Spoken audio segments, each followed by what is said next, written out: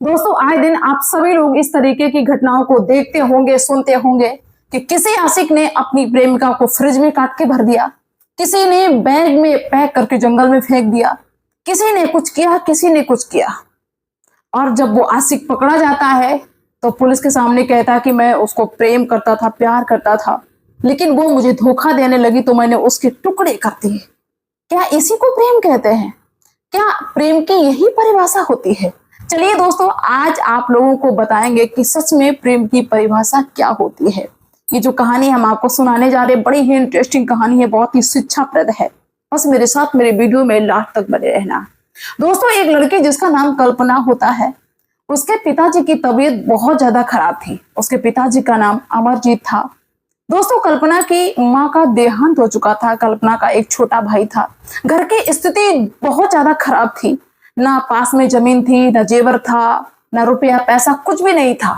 पिताजी की हालत इतनी ज्यादा खराब कि वो अपनी बेटी से रो के गुहार कर रहे हैं कि बेटी मुझे बचा लो, मेरे प्राण निकल जाएंगे, मुझे जीना है, मुझे तुम्हारी शादी करनी है, तुम्हारे पीले हाथ करना है, मुझे मरना नहीं, मुझे बचा लो, जैसे भी बचाओ। अब दोस्तों, कल्पना जो थी अपने पिताजी की हालत को देख के बहुत ज्यादा टेंशन में रो रही, परेशान हो रही, सोच रही है कि मेरे पास पैसा तो है नहीं, पिताजी को हम हॉस्पिटल में कैसे ले जाएं। लेकिन जैसे तैसे इधर उधर कुछ लोगों से थोड़ा बहुत पैसा इकट्ठा करके दोस्तों कल्पना जो थी अपने पिताजी को हॉस्पिटल में ले जाती है। डॉक्टरों ने चेकअप बताया, अमरजीत का चेकअप होता है। लेकिन दोस्तों, जब चेकअप की रिपोर्ट आती है, उस रिपोर्ट ने कल्पना की तो दुनिया ही ला दी। डॉक्टरों ने कहा कि तुम्हारे पिताजी की किडनी, लीवर सब कुछ खराब हो चुका है, और अगर दोबारा से ये सारी चीजें तुम चाहती हो कि तुम्हारे पिता के शरीर में पड़े, ये सारी चीजें सही हो, तो कम से कम 20 लाख रुपए का अरेंज करना होगा। अब वहां तो 10,000 रुपए भी नहीं, 20 लाख रुपए कहां से आए? अब कल्पना बैठ के कोने में रोने लगती है और सोचते हैं कि अब मैं करूं तो क्या करूं। हमारे पिताजी उधर इंतजार कर रहे हैं कि हमारी बेटी हमें ठीक करवा लेगी। कल्पना को कोई रास्ता नजर नहीं आता है। तब दोस्तों वहां के एक बहुत बड़े डॉक्टर, जो उस हॉस्पिटल के डॉक्टर थे बड़े, जिनका नाम था सूर्यांश मिश्रा, वो कल्पना की स्थिति को समझते हैं। और कल्पना ने यह भी कहा कि सर, मेरे पास तो इतना पैसा नहीं, मैं करूं तो करूं क्या, कैसे क्या करूं, कोई उपाय हो तो बताओ। तो डॉक्टरों ने सीधे तौर से ये कह दिया कि देखिए 20 लाख रुपए लाइए, अरेंज करिए, नहीं तो फिर इनकी जान चली जाएगी, हम इनको बचा नहीं पाएंगे, इनको यहां से निकाल ले जाओ तो ही अच्छा है। लेकिन दोस्तों, जो डॉक्टर सूर्यांश थे, वो एक वार्ड बॉय को भेजते हैं कल्पना के पास में और कल्पना को अपने पास में बुलाते हैं। दोस्तों, वो सूर्यांश डॉक्टर कल्पना को अपने सामने बैठा के इसके बाद में उस डॉक्टर ने ऐसी शर्त रखी कि कल्पना के होश उड़ जाते हैं। उस डॉक्टर ने कहा कि तुम्हारे पिताजी की तबीयत ठीक हो सकती है, जो ये बिल यहाँ पे पड़ेगा, यानी 20 लाख रुपए का जो खर्चा है वो भी भर जाएगा। थोड़ी सी उम्मीद की किरण जगती है कल्पना के मन में। कल्पना थोड़ी सी चौंकती है, सर क्या, कैसे हो जाएगा?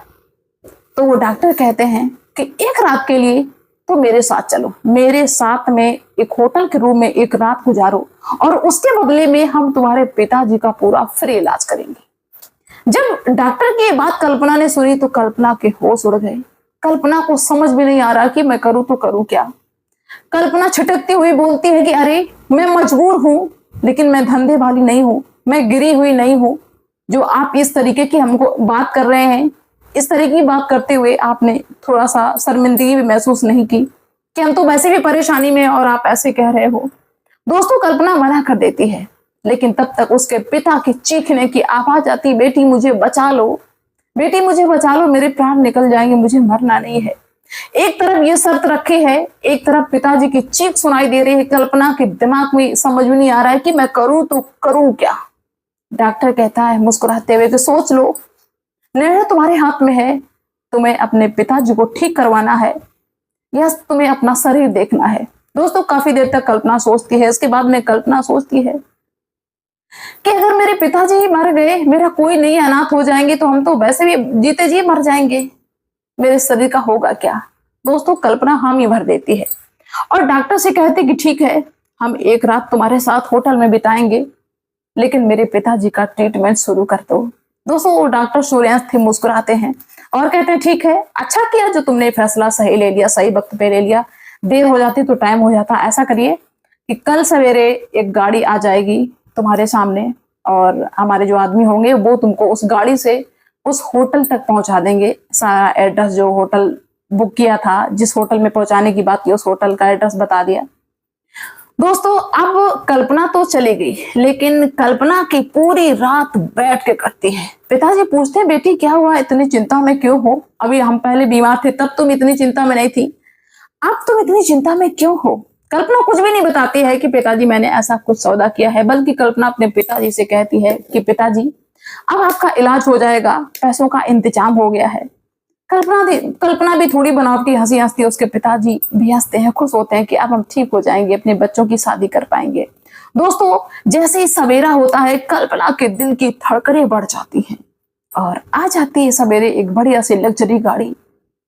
और जो उस डॉक्टर के आदमी थे कल्पना से कहते हैं कि चलिए, साहब ने उस होटल में आपको बुलाया है। दोस्तों कल्पना मजबूरी में उस गाड़ी में बैठ जाती है और पहुंच जाती है उसी लग्जरी होटल में जिस होटल की बात की थी सूर्यांश डॉक्टर ने। दोस्तों कल्पना को वहां के जो कर्मचारी थे होटल के उसी रूम में ले जाते हैं जिस रूम में वो जो डॉक्टर सूर्यांश पहले से ही बैठे हुए थे। जैसे ही डॉक्टर सूर्यांश को कमरे में वो कल्पना देखती है, कल्पना के शरीर में पसीने छूट जाते हैं। वो डरती हुई, पूरा शरीर उसका कांप रहा, हाथ पैर कांप रहे, मुंह से जबान नहीं निकल रही, जबान लड़खड़ा रही है और कहती है कि लो हम आ गए, अब आपको जो करना हो वो कर लो, बस मेरे पिताजी को ठीक कर दो। डॉक्टर सूर्यांश थोड़ा सा मुस्कुराते हैं। कल्पना ये भी कहती है कि मुझे ये उम्मीद नहीं थी कि आप लोग इतने बड़े लोग हैं, इतने बड़े डॉक्टर हैं, आपकी सोच ऐसी है। डॉक्टर मुस्कुराते हैं सूर्यांश और कहते हैं, ऐसा है तुम साइड में बैठ जाओ, तुम्हारे साथ कुछ भी करने से पहले हम तुम्हें एक स्टोरी सुनाना चाहते हैं। कल्पना थोड़ी सी चौंकती है कि कुछ भी करने से पहले ये कौन सी स्टोरी सुनाएंगे, मेरे समझ में नहीं आ रहा है। दोस्तों सूर्यांश एक स्टोरी सुनाना शुरू करते हैं। सूर्यांश कहते हैं, एक लड़का जिसकी उम्र 12 साल थी, बहुत गरीब था, होटल में प्लेटें धोता था, अखबार बेचता था, लोगों की मजदूरी करता था। लेकिन एक बार उसने एक बहुत पैसे वाले घर की लड़की को देखा। वो लड़की बहुत सुंदर थी। उसके मन में ऐसा आया कि ये लड़की मुझे बहुत पसंद है, मैं इसको प्रपोज कर दूं, मुझे बहुत सुंदर लगती है, इसको मैं जीवन संगिनी बनाना चाहता हूँ।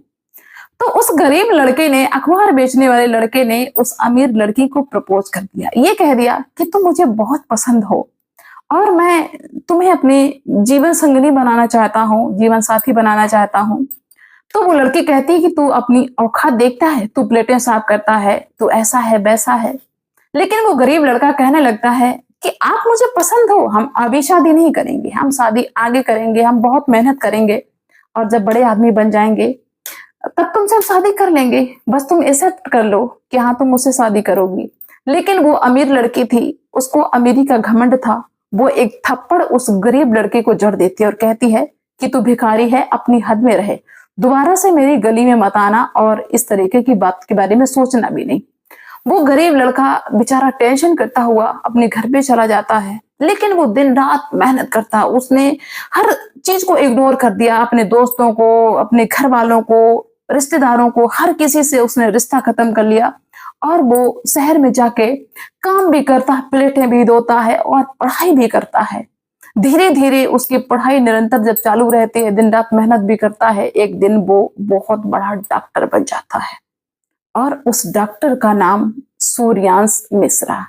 दोस्तों अब जब कल्पना ने ये बात सुनी, ये कहानी सुनी, कल्पना के होश उड़ जाते हैं, क्योंकि ये वही लड़की थी जिसको प्रपोज किया था और ये वही गरीब लड़का था जो बहुत बड़ा डॉक्टर था। आज वो लड़की उस डॉक्टर के कदमों में है। किसी दिन वो ये कहती थी कि तेरी औकात है, नाली का कीड़ा है तू। दोस्तों अब वो कल्पना थी, अपनी गलती के लिए माफी मांगती है कि मैंने तुमसे ऐसा कहा। लेकिन कल्पना ये भी कहती है कि अच्छा तुमने बदला लेने के लिए मुझको यहाँ होटल में बुलाया है और मेरे साथ में तुम इस तरीके की दरिंदगी करोगी, मुझे ये बिल्कुल भी मालूम नहीं था कि तुम इतने बड़े हो गए हो, फिर भी तुम्हारी नीयत में खोट है। दोस्तों डॉक्टर सूर्यांश कहते हैं कि नहीं, मैंने तुम्हारे साथ में कुछ भी करने के लिए तुम्हें नहीं बुलाया है, तुम्हें हम टच भी नहीं करेंगे। सिर्फ यहाँ मैंने तुम्हें इसलिए बुलाया है ताकि हम देखना चाहते थे कि तुम अपने परिवार के लिए कितना समर्पित हो, अपने मरते हुए पिता के लिए तुम क्या कर सकती हो। मैं तुम्हें हाथ नहीं लगाऊंगा, कभी भी हाथ नहीं लगाऊंगा, मैं तुम्हें बहुत रिस्पेक्ट करता हूँ। पहले भी मैं तुम्हें बहुत प्यार करता था और आज भी मैं तुम्हें बहुत प्यार करता हूँ और आज भी मेरे मन में तुम्हारे लिए उतना ही प्यार और सम्मान है। मैं तुम्हें टच नहीं करूंगा, चिंता ना करो। हाँ, इतना फिर भी हम कहना चाहेंगे और इसीलिए मैंने तुम्हें यहाँ पे बुलाया है कि मैं तुम्हारे पिताजी का जो भी इलाज में खर्चा होगा पूरा हम पे करेंगे। लेकिन उसके बावजूद भी अगर तुम चाहो, मुझे अपने काबिल समझो, तो मुझे अपना सकती हो, मैं तुमसे शादी कर सकता हूं अगर तुम मंजूर हो तो। कल्पना की आंखों में आंसू आ जाते हैं। इसके बाद दोस्तों सूर्यांश ने वहां से कल्पना को बहुत ही सम्मान के साथ में विदा किया और इसके बाद में दोस्तों जो कल्पना के पिताजी थे उनका ऑपरेशन होता है, किडनी लीवर जो भी था, जो भी वहां लगना था सब कुछ लग जाता है। 8 दिन के बाद में कल्पना के जो पिताजी थे वो ठीक हो जाते हैं। लेकिन जब कल्पना बिल पे को देखती है तो उसमें लिखा होता है कि डॉक्टर सूर्यांश ने पूरा बिल पे कर दिया है। लेकिन कल्पना के जो पिताजी थे अमरजीत, वो बहुत ज्यादा परेशान है। वो अपनी बेटी से कहते हैं कि बेटी इतना पैसा तुमने कहाँ से अरेंज किया? तो बेटी यहाँ पे झूठ बोल जाती। बेटी सच बताना नहीं चाहती थी कि पिताजी ऐसी ऐसी बात है। बेटी ने कहा कि जहाँ पे जिस ऑफिस में हम काम करते हैं तो हमारे जो बॉस हैं उन्होंने हमसे कहा था कि तुम्हारे पिताजी के इलाज में जितना भी खर्चा हो हम सारा पैसा लगाएंगे, तुम चिंता ना करो। वो सारा पैसा हमारे जो बॉस हैं उन्होंने पे किया है, उन्होंने दिया है।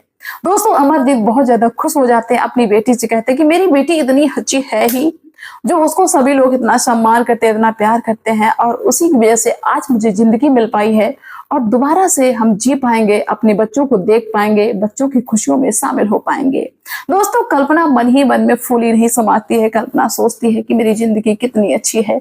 और इससे पहले दोस्तों कल्पना की स्थिति बहुत अच्छी थी। कल्पना के जो पिताजी थे करोड़पति आदमी थे और डॉक्टर जो सूर्यांश थे उनकी स्थिति बहुत ज्यादा खराब थी। यहाँ तक कि वो भीख भी मांगते थे, उनके माता पिता भी भीख मांगते थे। लेकिन दोस्तों कहते हैं कि समय बदलते हुए देर नहीं लगती है।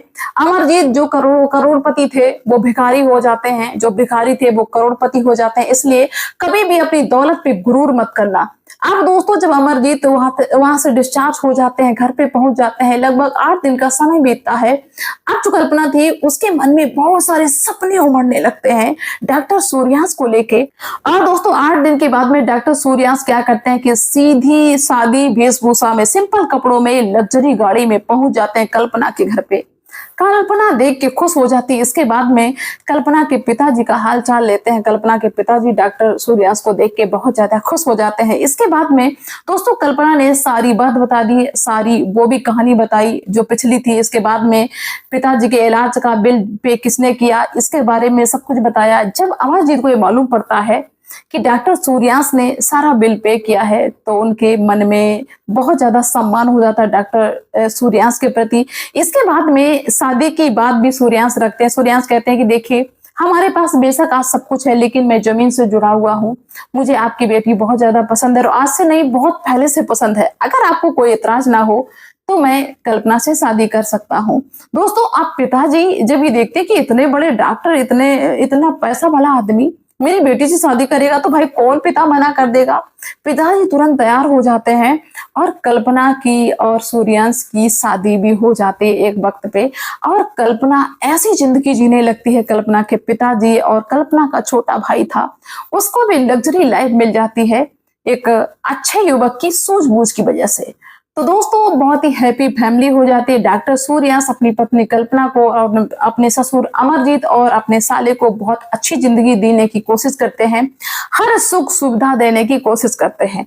तो ये होता है असली प्यार, वरना और कोई होता तो टुकड़ों में काट के भर देता या इज्जत को तार तार कर देता, कहता कि तुमने पहले मेरी बेइज्जती की है, आज मैं तुम्हारी इज्जत लूट लूंगा। लेकिन ऐसा कुछ नहीं। जहां पे प्रेम होता है वो अपने प्रेमी को दुखी होते हुए नहीं देख सकता है। जो सच में किसी से कोई प्रेम करता है उसकी इज्जत को नीलाम नहीं करता है, जैसे कि डॉक्टर सूर्यांश। ऐसा होता है प्यार, काटने चीरने मारने वाला प्यार नहीं होता है, वो एक हवस होती है। तो क्या कहना चाहेंगे इस कहानी के बारे में मुझे कमेंट्स में जरूर लिख के बताना। मिलते हैं नेक्स्ट वीडियो में, तब तक के लिए बाय सभी को।